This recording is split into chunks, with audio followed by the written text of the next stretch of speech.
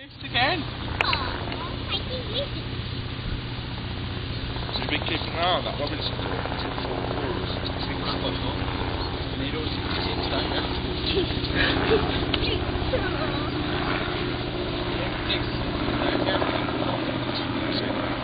let's even go on. It doesn't sound reaching up for 66% whatsoever.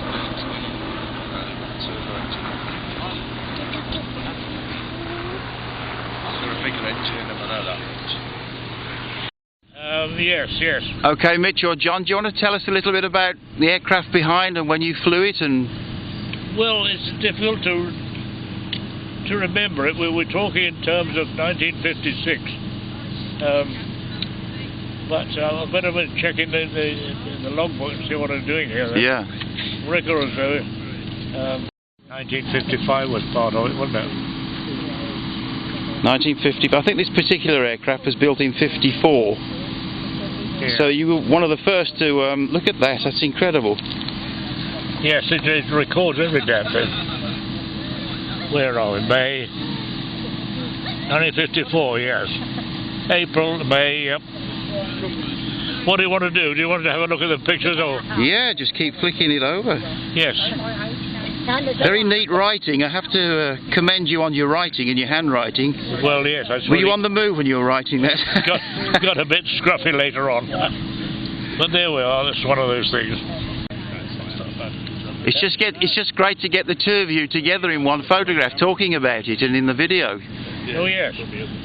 Yeah, well, I noticed the 224 Squadron was at Gibraltar. And I think that was the aeroplane, yeah. Yeah. And what's it like seeing it today after all these years? Well, it's absolutely marvellous, really, to see it still in one piece. Yes. Still doing extremely well. And what was it like to fly the aeroplane? Well, it was absolutely marvellous, really. It was the early days of the Shackletons and yes. people, all those sort of things, really. And it followed on from the Lancaster and the Lincoln? Yep. And over the years, it's you know, they've been marvellous, some of these airplanes. Yes. And you know, you tend to get in them and fly them, and you don't realise that they've been doing that for some years, and then afterwards others take over, and they're probably just as good. But in our day, they were absolutely marvellous. And a crew of how many? The Shackleton? 7. Right. I think we did 7 because we altered it slightly earlier on. But it took over from the Shack and various other places and did very well indeed. In fact, I think I was going to Russia at one time with the Shackleton. Mm-hmm. I think the Russians were getting their noses into everything, and we were getting our noses into them as well. So what it really meant was that everyone was digging their nose in somewhere to find out what the others were doing, mm-hmm. or what they were hoping to do. And it was very long distance. The Shackleton can fly for a long time. Towards the end, they were trying to reduce it to get it up to 24 hours endurance. My goodness. Which was quite a lot, 24. And I think air military then decided that perhaps 24 was a little too long for aircrew. Mm-hmm. It was overdoing it. So you saw the 2 Lancasters this year, the Canadian one. Yeah. What was that like to see for yourself? Well, absolutely marvellous, really. They were slightly different colouring, but you know, they were absolutely marvellous. And to think that they'd flown across the Atlantic with no trouble at all. Yep. It was absolutely marvellous, really. And they'd been looked after so very well. And I gather that coming over, they didn't have any trouble at all.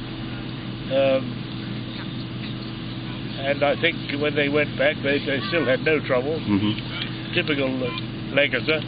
Well, the Merlins in the Lancaster and the Griffin engine in the Shackleton, a different sound altogether, like a growl, wasn't it? Yes, a growl, yes. Oh, the Shackleton had a growl, yes. Yes. Yeah, it's just one of those things. A bit like a grumpy old bear, really, sometimes. That's what it sounded like to us. That's why it got the name straight, I think. Yeah. I think nicknamed the Growler. Yeah. And the contour rotating propellers always look strange when you see them starting up. I have the Growler every week, or at least about before it went off. Yes. But it was a finer magazine and kept going up to date, brought it right up to date, kept it going. And when did you join the RAF? Oh, joining. Well, I was at grammar school and I finished, I think, just as the war was being talked about. And the headmaster came to me and said, "Now, what do you want to do, Mitchell, when you finish education?" I said, "I want to fly. I want to be a pilot." "Oh," he said, "well, I'll tell the emissary." But he wrote to emissary and said I was keen to fly. And they said, "You're too young," or emissary said, "You're too young. Yeah. We shall have to give you some training in piloting later on in life." And so I had to sit back in another stage. Yes. And they kept me going, I think, for another 4 years. And I flown then as a wireless operator. Right. And I did that for three or four years. Yeah. Well, I just hope when it starts up today, it brings back a lot of memories for you listening to it. Yes, it makes you think really with these sort of things. Yes. But it's a long time ago, and we may remember the growls and the noise of the things and all sorts of things. Well, I can't wait to see your face when it starts up. Thank you very much. Jolly good. Well, if it helped, I'm glad I got. Lovely.